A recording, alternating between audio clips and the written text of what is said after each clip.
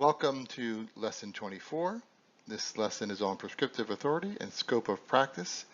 And we're going to be covering pages 118 through 128 in your book.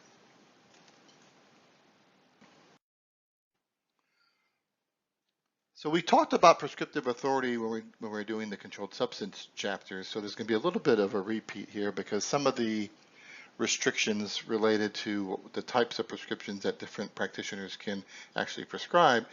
Most of those restrictions are related to controlled substances, but it's okay to have a little bit of repetition here, I think. Plus, we're going to go into a little bit more detail about some of the other authorities that other types of practitioners have, such as optometrists. So as we mentioned, under the Controlled Substances Act, who has prescriptive authority in Florida includes allopathic physicians, or your MDs, osteopathic physicians, your DOs, dentists, podiatrists, optometrists, certified optometrists, and veterinarians. I call these independent authority because they can prescribe under their own license.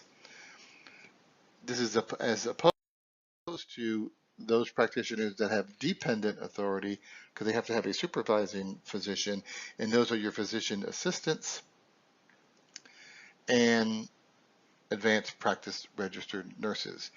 So we've already covered the restrictions for these dependent practitioners, the physician assistants and advanced practice registered nurses.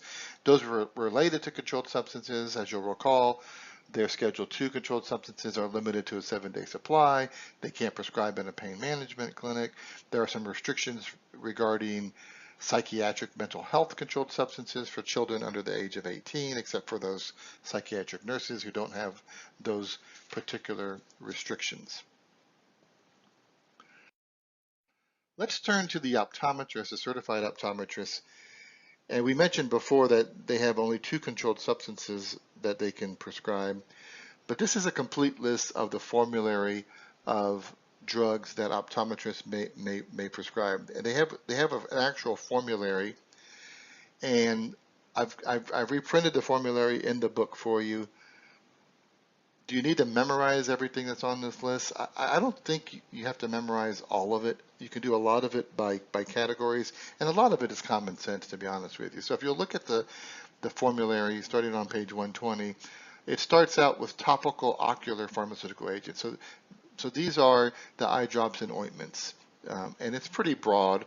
You'll see the categories there of cycloplegic and mydriatic drugs, local anesthetics, diagnostic products, antibacterial, so they can do eye drops and ointments of antibiotics, nonsteroidal anti-inflammatory agents on page 121, your antihistamines and anti-allergy medications on 121 and 122, and then some antiviral agents and anti-glaucoma agents.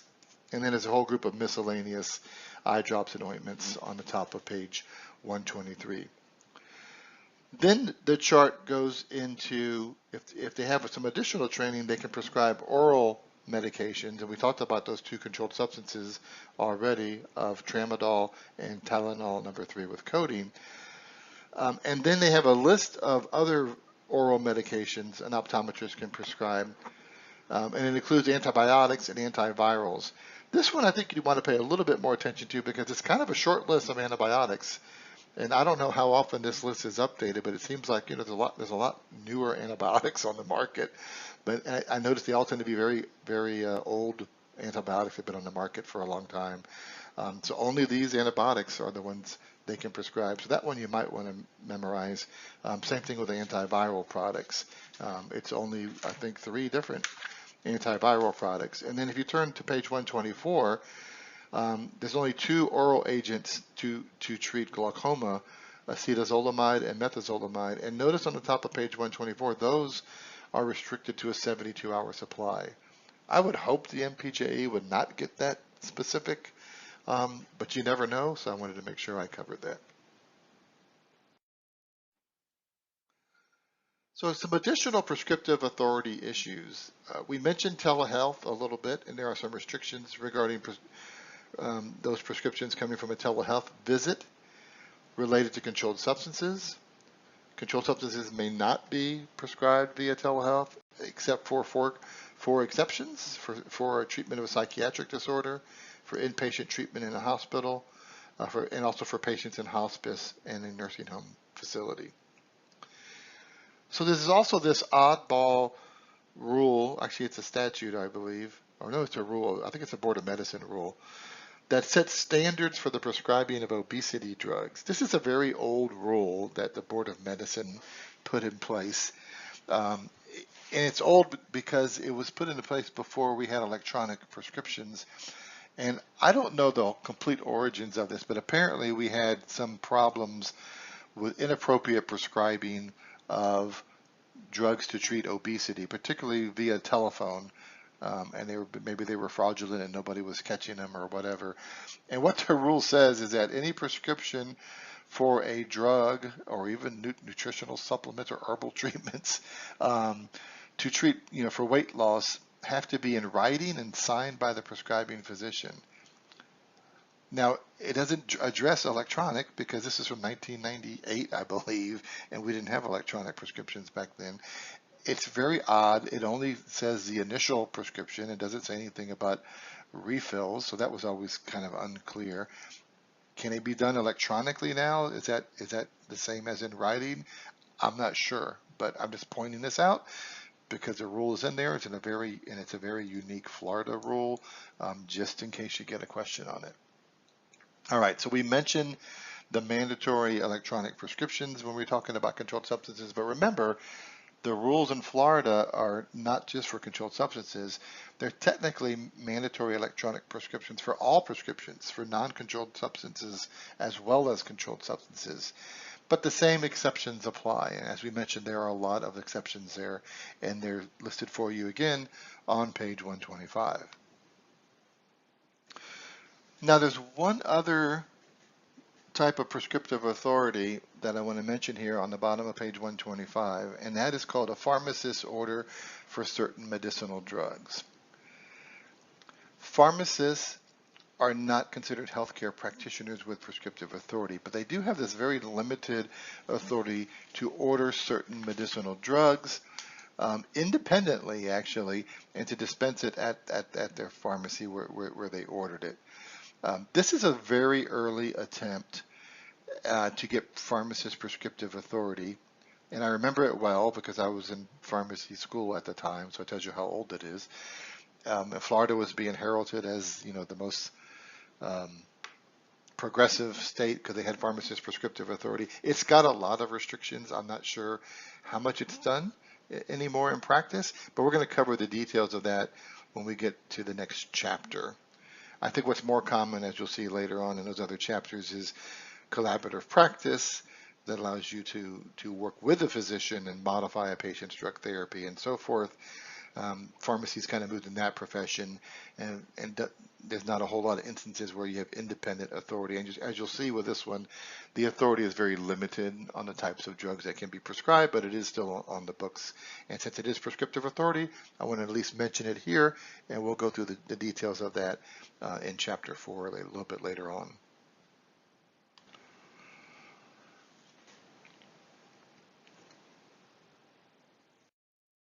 Okay, some additional prescriptive authority issues that I want to cover, and these are not anywhere specifically in the Florida Pharmacy Act or in the statutes or even in the regulations. Sometimes where you kind of have to dig around for these, and these are going to vary by state, but they seem to be topics that come up a lot on the NPJ, and some of these topics were specifically mentioned in the competency statements under previous editions, although they've been removed in the 2023 edition, so I'm not sure how much they're going to be covered again, but it's a good bet that they could still show up on the exam. The first one has to do with scope of practice, and that is, can certain prescribers prescribe certain drugs outside the scope of their license? And you got to be a little bit careful here because a physician, either a DO or an MD, can legally prescribe a drug to treat any disease or illness. So even if they've decided to become a specialist, let's say they're an orthopedic surgeon, does that mean an orthopedic surgeon cannot prescribe an anti-allergy medication? No, legally they can, but as a professional and pharmacist, you might want to question, okay, do they really have a doctor-patient relationship there? Um, it would just cause you to, again, to pause and say, hey, what's going on here? Is this a legitimate prescription? But there's nothing illegal about that. Just because they chose to specialize in oncology or orthopedic surgery or urology or whatever they chose to do, and doesn't mean that they can't treat other medical conditions. This would be a little bit unusual. So nothing illegal about that, but you have to use your professional judgment. On the other hand, practitioners such as dentists and podiatrists and obviously veterinarians can only prescribe within their scope of practice. So a dentist cannot treat a medical disease. Dentists should not be treating hypertension.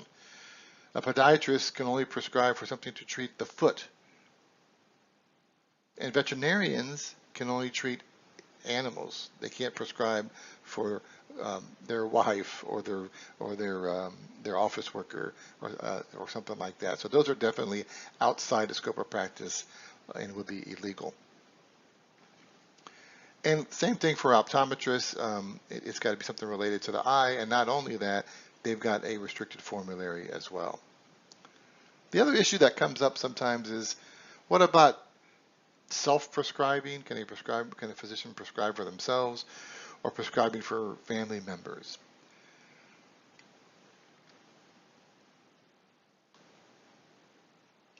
So you might be surprised to find there's not a lot of times clear-cut rules on this. Fortunately, for controlled substances, it's fairly clear because the Florida Board of Medicine has indicated that self-prescribing to controlled substances is prohibited.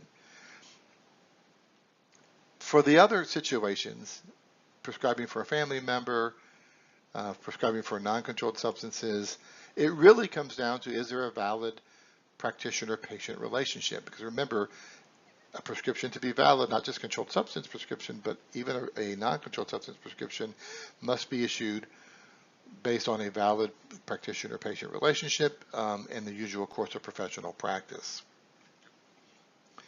Prescribing drugs outside of a valid practitioner-patient relationship is considered grounds for discipline for the prescriber, and that would not be a valid prescription that a pharmacist could fill. So this is one of those ones where it's going to come down to your professional judgment. If you know or you have reason to believe that the prescription is not valid, and normally to have a valid doctor-patient relationship, the prescriber has to have some type of records that they actually saw the patient and they created a medical chart and those types of things. So the study tip for you on the top of page 127 says you really got to use your professional judgment in these situations. I know for me, my wife is a physician, and I would ask her to prescribe stuff for me sometimes, and she would always refuse and make me go see some other doctor. So she was pretty strict about that stuff. Same thing with my kids. When they're growing up, they'd have an ear infection, and I'd say, just write them a prescription, and she'd say, no, I'm not a pediatrician, and I'd have to drag the kids down to the pediatrician. But not all doctors are that ethical. So you got to be careful with these types of situations. Okay, on the top of page 127, there's a section about retired or deceased practitioners, and this is kind of an odd thing to put in the book, and it's only in there because, again, it was specifically mentioned in the competency statements, in previous versions of the competency statements, and I always found it very troublesome. And the question was this, is what do you do if you've got either a new prescription that was written or more likely refills on a prescription, and the practitioner who wrote the prescription has passed away? Is the prescription still valid? And you could argue this either way. And so some states have actually put out guidelines on what you should do in these situations. And I think probably where this came from, I'm not sure, but my best guess where this came from is someone was reading the Code of Federal Regulations under the that the DEA has, and it says in there, specifically for controlled substance registrations, that a controlled substance registration that's issued to a practitioner becomes void if the practitioner dies or retires. So the strict legal interpretation is if the controlled substance registration is not valid, then the prescriptions are no longer valid. And so maybe that's the answer that they want for the MPJE, because if there's no specific guidance, I don't really know what to tell you and how to address that. Since then, many states have emergency refill provisions. So to me, that's what I would do in practice is I would use the emergency refill provisions. However, those have limitations on how many, on a 72-hour supply and so forth that you can provide the patient. So it may not be the ultimate solution. So you'll see in the study tip there, I say there's no guidance from the Board of Pharmacy in Florida on this. So without any guidance, you probably want to just take the conservative legal approach that says that, okay, unless the question allows you to use the emergency refill rules, which we'll talk about later, that could be the answer. But if that's not an alternative, then you should say that the strict legal answer is the prescriptions are no longer valid once the practitioner is passed away. Okay, what about prescribing or dispensing drugs for unapproved uses or off-label use? So there is no law that prohibits a practitioner from prescribing or a pharmacist from dispensing an approved drug for an unapproved use, which is called an off-label use.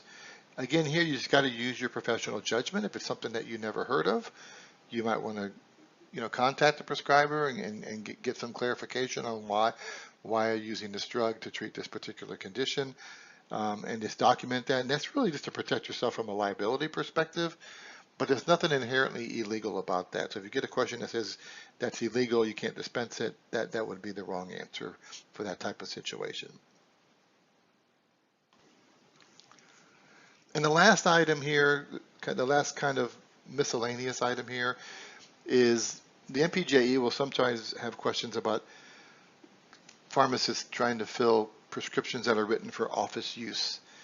And the bottom line here is a prescription for office use cannot be filled. A prescription's got to be for a specific patient.